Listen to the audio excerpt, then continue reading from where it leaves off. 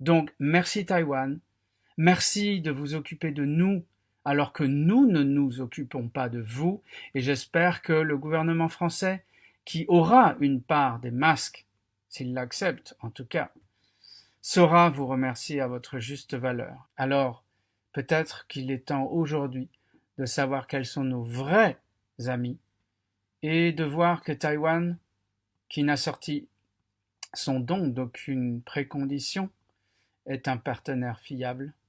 Bonjour, mon nom est Stéphane Corcu, je suis tout simplement enseignant-chercheur spécialiste de la géopolitique du monde sinophone à l'Université de Lyon en France. Voilà. Et je suis spécialiste notamment des questions de géopolitique dans le détroit de Taïwan. Alors demain jeudi, arriveront au Luxembourg 7 millions de masques taïwanais qui sont donnés à l'Europe, dont une partie pour la France. Et j'entendais il y a quelques jours à la télévision française un journaliste à une heure de grande écoute qui mentionnait un don de 7 millions de masques chinois. J'ai failli m'étrangler. Je me suis dit, tiens, voilà une erreur que l'ambassade de Chine en France ne va sans doute pas corriger. Alors, je ne sais pas si c'est une erreur ou une manipulation. Ça n'honore pas, en tout cas, le travail journalistique de celui qui a dit ça. Donc, que ce soit bien clair, il s'agit de masques taïwanais et il s'agit d'un don. Et probablement, connaissant Taïwan, d'un don de masques de qualité. Vous voyez à quoi je fais référence. En parlant de dons, j'attire votre attention sur le fait qu'à peu près à chaque fois que la Chine, ces dernières semaines, envoie des masques à l'Europe ou dans une autre région du monde, on parle d'envoi.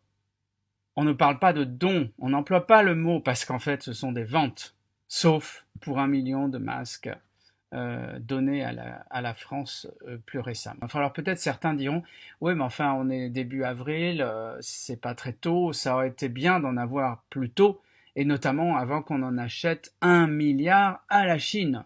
Ils sont loin d'arriver d'ailleurs, ceux-là. Oui, certes, sauf que Taïwan, comme nous, c'est une démocratie. Et si cette décision n'avait pu être prise que par la présidente de Taïwan toute seule, je peux vous dire qu'elle aurait été prise plus tôt. Mais voilà, Taïwan, avec sa démocratie, a un parlement, une opposition. Et ça prend un petit peu plus de temps que quand on est dans un pays totalitaire avec un parti unique qui décide de tout en fonction de ses seuls critères à lui. Voilà, donc Taïwan a pris cette décision qui est très sympathique à notre égard. Pour nous qui, en Europe, euh, tout autant les uns que les autres, n'entretenons aucune relation diplomatique avec Taïwan au niveau étatique, voilà, à part le Vatican. Aucun des pays européens ne bouge jamais, jamais pour aider Taïwan dans sa lutte contre l'exclusion diplomatique et internationale que la Chine lui impose en lui refusant l'accès à toutes les organisations internationales et notamment, en ce moment crucial, l'Organisation mondiale de la santé. Même un statut d'observateur à l'Assemblée mondiale de la santé qui se tient annuellement, ça lui est refusé. Et tout ça à cause de la Chine et de ses prétentions irrédentistes sur Taïwan. Or, Taïwan, qu'on la reconnaisse comme telle ou pas, qu'on entretienne des relations diplomatiques ou pas avec elle, c'est une république démocratique. Comme vous le savez sans doute en fréquentant les réseaux sociaux ou en regardant la presse, aujourd'hui Taïwan, 3 mois après le début de la crise, en étant le pays le plus exposé à la Chine, avec 1 million de résidents taïwanais en Chine, qui par la nature de leur passeport peuvent rentrer à Taïwan quand ils veulent, eh bien, est le pays qui gère le mieux la crise au monde et ils ont moins de 400 cas et ils ont eu jusqu'ici 5 morts. Quelqu'un sur les réseaux sociaux me disait de manière vraiment stupide, je dois le dire, avec 23 millions d'habitants, ce serait vraiment la loose de ne pas arriver à faire un système de santé performant. Oui, enfin, sauf que nous, avec 4 fois plus de population, nous n'avons pas 20 morts, mais 10 000. Voilà.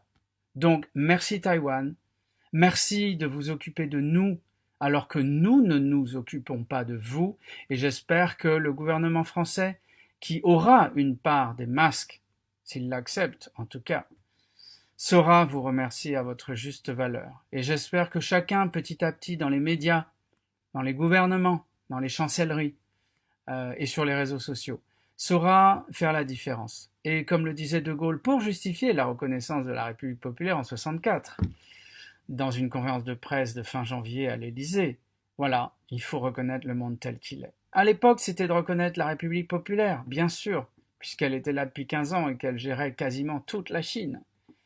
Sauf qu'aujourd'hui, reconnaître le monde tel qu'il est, c'est peut-être aussi autre chose. C'est de reconnaître véritablement quels sont nos amis les vrais. Et pas ceux qui assortissent leur vente de masques de conditions commerciales douteuses, voire dangereuses. Alors, peut-être qu'il est temps aujourd'hui de savoir quels sont nos vrais amis et de voir que Taïwan, qui n'a sorti son don d'aucune précondition, est un partenaire fiable, une démocratie, un égal qu'il est temps d'aider avant qu'il ne soit trop tard.